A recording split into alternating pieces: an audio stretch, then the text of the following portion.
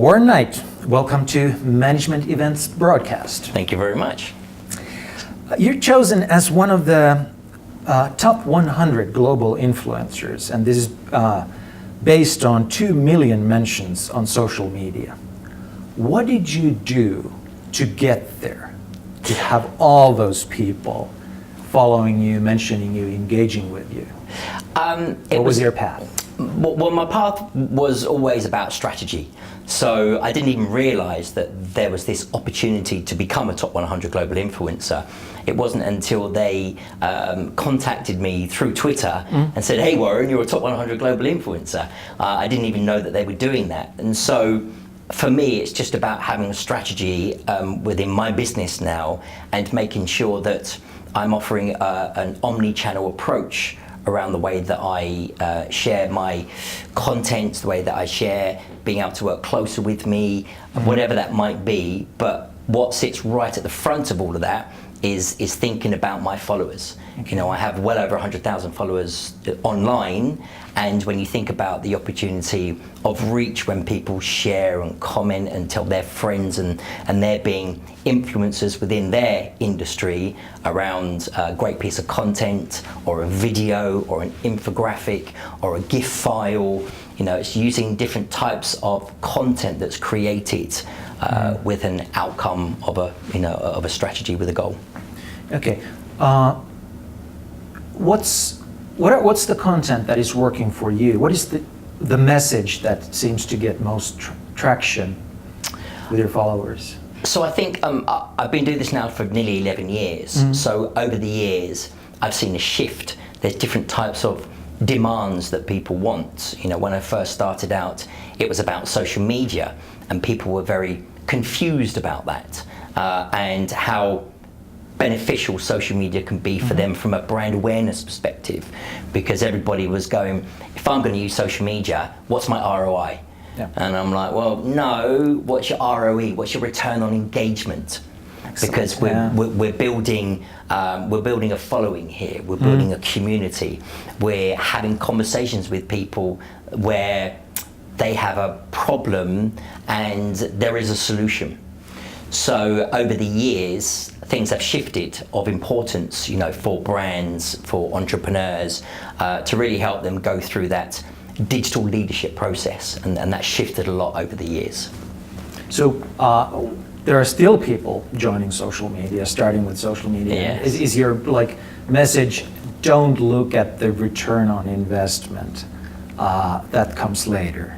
Definitely. Okay. So one of my two messages are, you know, just do native engagement. In other words, choose your platform where you as a brand feel more comfortable, and where you know your target audience hang out.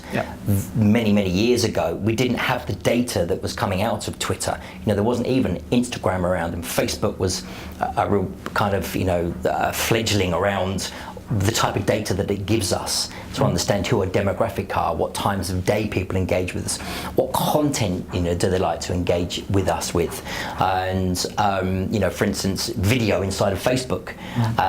You know, 80% of video inside of Facebook is without sound. So if a brand's going to communicate its value proposition using different types of content that it's going to create, throw some text over the top of the video so that people can read it.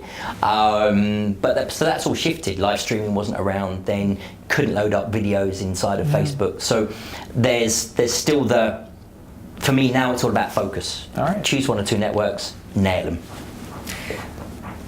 Right now, you say your mission is to help 100,000 companies to go through digital transformation, especially in the sales and marketing activities. Correct. And by 2020. Yes. So very soon. Yeah. Where are you at? Like, how are things going with this challenge? It's all about momentum. Are you on track? I'd probably say I'm a little bit behind at the moment, okay. But next year is going to be a huge catalyst in regards to making that a reality for me. I set out to do that back in 2017. There was a long-term strategy built into that. This year, the momentum's building. Yeah. So for next year, a lot of that will be really put in place. For instance, today we've been talking about AI, machine learning, NLP, and back in 2017, 2016, it was a conversation. Now it's a noise. And so being able to share the value, the business value of what that means to companies is very, very important.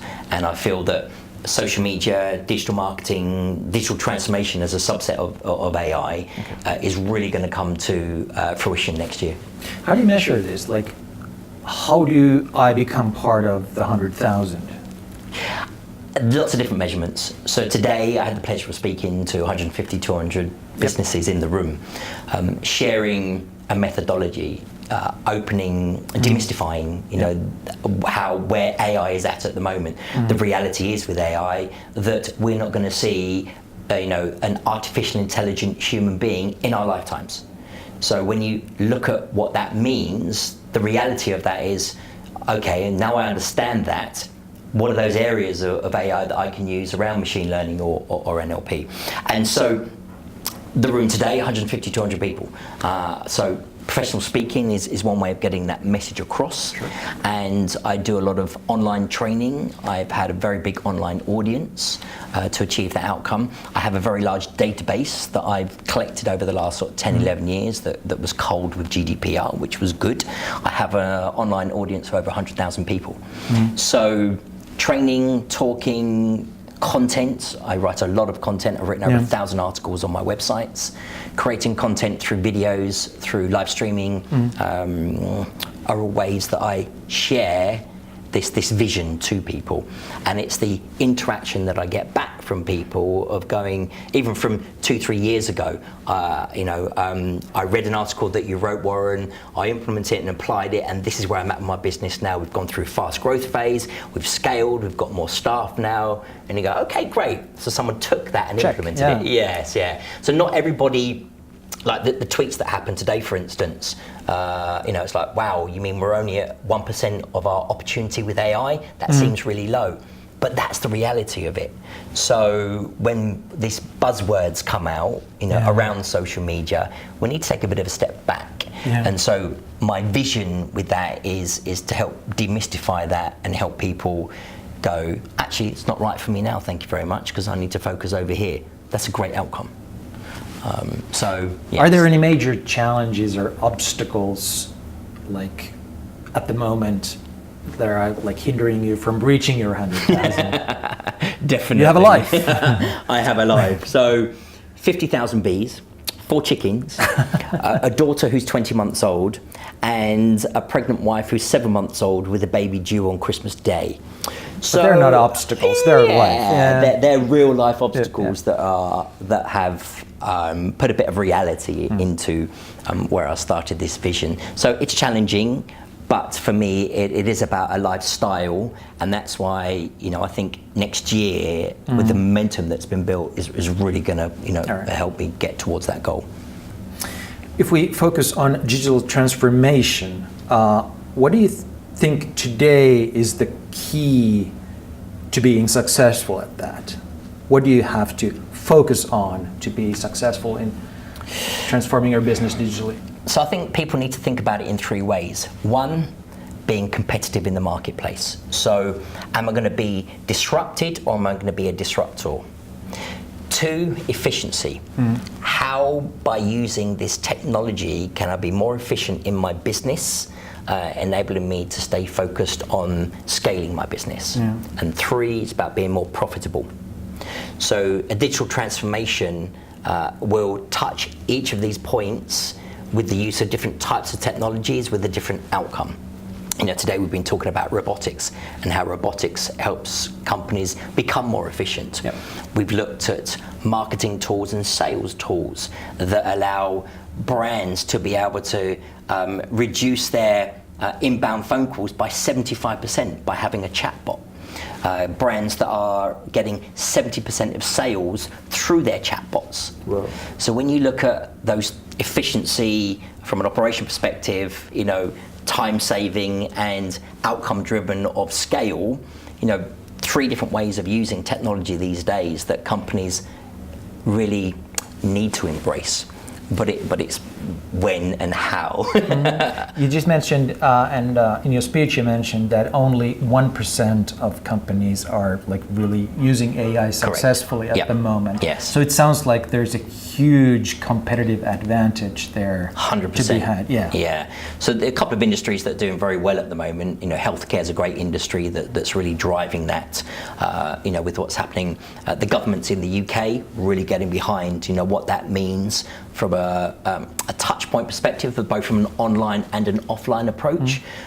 So they're really looking at how can we drive people online to know about what's happening in our local town and then bring them back into town from an offline perspective. And, using that digital leadership kind of approach around what's happening. So yes, a lot of the larger big brands that can afford to, Google, for instance, with their DeepMind Zero, $35 million to go. We beat a world champion at a board game, and we were able, and that machine learning tool was able to learn the board game in 3 days and beat a world champion, and that cost $35 million to achieve that outcome. To the majority of small, medium-sized businesses, they wouldn't even have that sort of cash to throw at that outcome. So, when we look at that number, and we're now at $1.3 trillion are being spent on AI this year alone, which is a 70% increase on last year.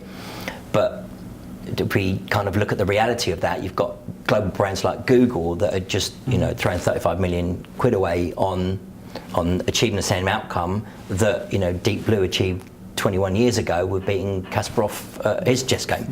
So there's a lot of learning around all of that, but it's a massive growth area, and I don't think it's going to really kind of slow down as far as the spend until we get probably to about 2023, 2024. We're quite a way away yet.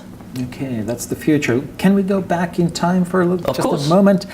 Because you already had entrepreneurial success back in 1990s. I did. You received a grant from Princess Trust when you were 22. Yes. And that was following a career as a hip-hop dancer. Yes. Then you started a successful European music and clothing distribution company. Then you became the director of a global stationery and accessory business. You worked for Disney and Nickelodeon back then. Correct. Took the business from 5 million to 30 million in 5 years. What drove you back then at the early age to achieve all of this? I think if I reflecting back on what happened then and putting it into context of what's happening today, the big differentiator around what made that business a successful global business was taking a patent on a product. Okay. And so we were at a trade show in Hong Kong. Disney walked past and went, "Great products, do you have the patent on that product?" "Yes, we do. Would you like a global license for it?" Let me think about that for a moment. Okay. So coming up with something that's unique and being a thought leader in that industry of simple stationery with a pen, but being able to have a Winnie the Pooh pen that lights up or a Disney princess pen that lights up. Whilst, looking back at it, it was a very simple product where we were producing millions and millions of them, in our audited factories in China, is no different to how we need to be thought leaders today. And we need to think about how we can be ahead of the curve and ahead of our competition. It just means that, we're using technology to achieve that outcome, and where we're using, workers fixing ICs onto chipboards to produce the light up pens. It's just the operational aspect of it has shifted, but not the mindset. So how to be different in the marketplace. But on personal level, how do you transform from a hip-hop star to a business star? What are the moves? A little bit like that. I think it's being a professional hip-hop dancer and you're getting paid to do what you love. I've always followed that path of doing what I love. Music was a big part of what we did in that business, and I also ran in nightclubs in London. Before I started the music and distribution company. So it's always been about things that I love. So and that's still driving you today? 100%. You know, do I love to get up on a stage in front of 150 people and demystify something that's complex for people? I love it. Plus doing a little moonwalk. Yeah, of course, thrown in the mix. We already talked about social media, and it's kind of your wheelhouse. That's something you know very well. It is, yeah. People are always interested in what's hot at the moment. So what's working for you? What tools are you using today, and what are you looking at as the possible next important thing? I think for me, the main key drivers and things that I'm passionate about is technology and the use of sales and marketing. They're the two core areas for me. I don't like to get caught up in the operational side of things. That's not really my DNA. So it is, how can we reach out to a large audience of people, add value to that audience of people, and add so much value to that audience of people that they want to do nothing but engage with you as a brand and want to work closer with you as a brand. So the use of that technology really has started to evolve, and that's why when I was talking today, whilst we're only at 1% with AI, if we look at the opportunities around machine learning and looking at natural language processing, the NLP side of things, those two particular areas, those subsets of AI, will really transform sales and marketing. How can we automate content out there online and internally, where we've taken that data, we've gathered that data, we've now put it into a rich pool of information. We've gone out there and scraped further data about our industry. We've brought the two of them together using technology and humans to come up with the perfect value proposition that really connects with our perfect target customer. And that, what I like to call that customer acquisition journey from being a visitor to a prospect to a customer, is really where technology will help us understand what we're doing right and understand what we're doing wrong, but help us become more efficient and more effective. So to answer your question, marketing automation is by far for me the best driver when it comes to the digital transformation of marketing and the social sales aspect of that. So how to create revenue by sharing your value proposition, but allowing technology to achieve that outcome. So that for me at the moment, marketing automation, which is kind of. Do you include chatbots in that? Yes, chatbots as well. There is a point at which chatbots for some businesses won't get the ROE or ROI that they want out of it. Yeah. So you have to honestly ask yourself, do I want to scale that way, and do I have the people, and do my audience want to engage with me that way as a brand? And sometimes the answer to that question is no, and that's a very powerful no, because then we can put that to one side for now and focus on other areas where we can achieve our object of transformation. But you're recommending that people should experiment with chatbots anyway? I do, yes, yeah. I mean, there are over 30,000 chatbots already inside of Facebook, so that in itself is quite powerful. And not only the thing that I love about chatbots, where brands are struggling to get their features across to their audience online. A chatbot with a simple box, with a simple button and a couple of questions removes all of the noise that's happening around that website or on those focused landing pages of importance for that user, and just starts asking questions. So a big insurance company reduced inbound phone calls by 91% by having a chatbot on their website. So there are great opportunities. There are some fantastic case studies that are out there, but brands need to decide, is it right for them right now? Are there any other particular technologies you think people should be looking at in addition to chatbots? Yeah, so there's voice. Google are really driving, voice, again, based around NLP. We're using on a phone Siri, we've got, Alexa in our homes, whatever we're using for that. But what's really important for brands, and Google have openly said this, that the content that we create online has to be content that's really focused and has deep meaning. So what I mean by that is, years ago, I could drive a lot of traffic to my website by writing a 400-word article. Now, it needs to be a 1,500-word article that is laser focused on a subset of a subset. Yeah. And so then when somebody does a long tail keyword search for a specific thing online, Google goes, yep, that's a great piece of content, we're going to give that to that person. Or they go, Siri, what's the best place for me to be able to get a restaurant that serves burgers after 6 p.m? So, that long tail keyword, if your content doesn't reflect that on your website, Google's not going to give that website to that person who's searching on their mobile phone. Does that make sense? It does, but it also means that you shouldn't just be looking at clicks and shares day after it was published. No, but not you at all. should really look at the not at all. long-term. I wrote an article 2017, rewrote it again in 2018, and I'll rewrite it again in 2019 because it drives 38% of the traffic to my website. Yeah. Back to your personal experiences. Now you're living a life of an international speaker, coach, trainer. Why did you choose this life over the one you had before as an executive?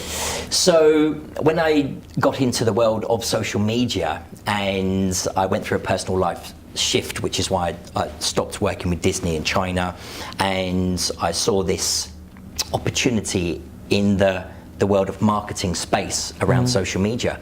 And I went back to Disney. I went, Disney, there's this little thing called social media where you as a brand can talk to your customers online, and guess what? You'll be able to drive them over to your Disney website to be able to buy products. Oh no, Warren, we don't do that. We can't talk about our brand online. We can't have a website that sells our products. We've got all of our channel partners that do that for you.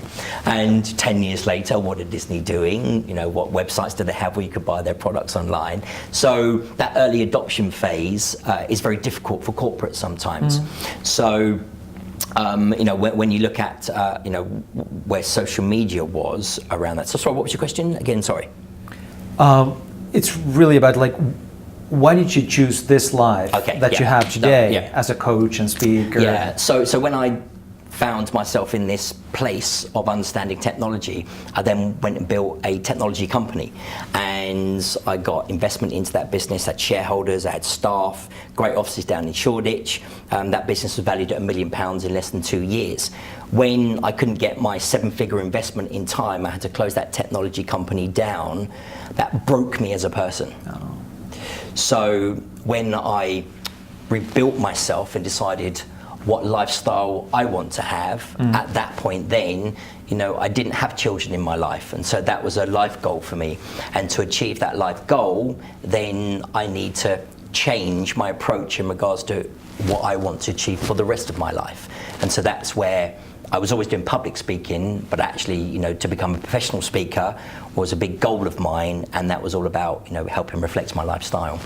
What would be your tips to someone who would like to follow your footsteps here, who aspires to live like you do, to be a speaker, to be a coach, to run an online business, live out in the country with the bees and the babies? It's not as easy as it and easy as it sounds. No. So I think my mindset shift has always been around sales. And so for me, it was about looking at revenue streams. And I share this, whatever business that you are, you need different types of revenue streams coming into your business. So if you're a brand, you might have a B2C revenue stream with your online store. You might sell B2B to wholesalers. You might do drop shipping if you're a retail company. So you have these different types of revenue streams coming into your business. So if you are an expert and you have been a subject matter expert for many years in your industry, and you choose that you want a different lifestyle with that, just make sure that as a subject matter expert, you think about the different types of revenue streams that you can bring into your business. So one for me is professional speaking. I've got my book, I've got my online training, I do coaching. So they're my revenue streams. And together, they allow me. It's not just one thing you do, No. it's a portfolio of No. things. Yeah. Yeah, definitely. So the helicopter overview is about digital transformation. Yep. Where that then sits are different types of revenue streams. Excellent. How does this affect how does this affected your view of organizations? You used to have a big organization, now you're basically alone, but of course no one can do everything alone. So how are you looking at organizations from your point of view at the moment? And what kind of organization are you building? So, for me, I have virtual assistants. Okay. So I've got 3 virtual assistants. But they're humans? They're humans, okay. Yeah. They're not digital virtual assistants. But I have 2 that are based in the UK, another one that's based over in the Philippines, and they're all amazing at what they do. But they have different levels of what I need to achieve within my revenue streams, with those individuals. But I think because I've come from the corporate world and growing a fast growth business and understanding Disney and where Scandinavia was actually my territory when I was looking after Disney. So I got to know Jursk and all of the big brands out there. I find it quite easy from the outside to look in, and by asking some very simple but difficult questions, you really get to understand where the needs are within an organization. I have one company that I'm working with at the moment who wanted to go through a digital transformation. We spent 6 months sorting out their operations. We've not even touched on the digital transformation yet. So what a business owner or a corporate company might want to achieve, we've got to look a little bit deeper on that, and I seem to be able to peel the layers off the onion. Is there like a number one question that the big corporations should be asking themselves regarding this that they are a bit afraid to ask? Is there something that comes to mind?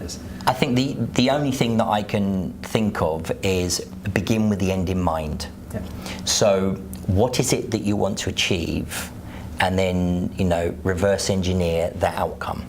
Because I have a digital use case that I work by. It's a 5-step process, and once we've gathered that data, and we really need to understand what that solution description is. So if we know what our goal is and we know what the opportunity of that goal is, when we start taking these steps back, the reality of that goal might shift. And one of the biggest problems that I see in the bottlenecks around all of that is people, and it's either somebody in the wrong job doing something that they don't love to do, or the fact that you need to get external help in, and that could well be to do with NLP, that we need to bring that data scientist in that's going to work with our tech team to look at where we're at right now, but knowing where we want to be and how to visualize that roadmap. Warren Knight, thank you so much. No problem at all. Interview. Great, thank you very much.